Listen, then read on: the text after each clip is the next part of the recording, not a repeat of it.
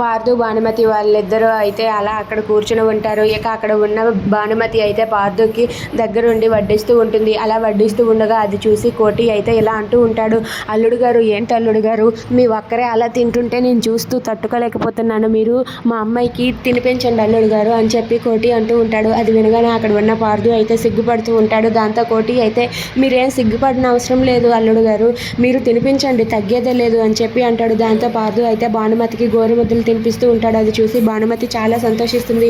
ఇక అందరి ముందే అక్కడ ఉన్న పార్థు అయితే భానుమతికి భోజనం తినిపించడంతో అది చూసి కోటి అయితే చాలా సంతోషిస్తాడు.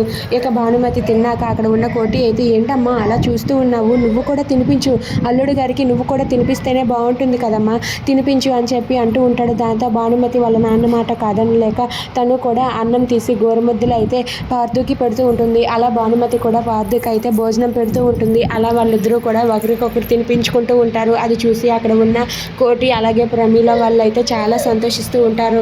అలా వాళ్ళైతే చూస్తూ ఉండగా పార్థు భానుమతి వాళ్ళిద్దరూ కూడా సరదాగా భోజనాన్ని అయితే తినిపించుకుంటూ ఉంటారు. ఇదంతా చూసి కోటి ప్రమీల చాలా సంతోషిస్తారు. If you like this video please like share and subscribe friends. Thanks for watching.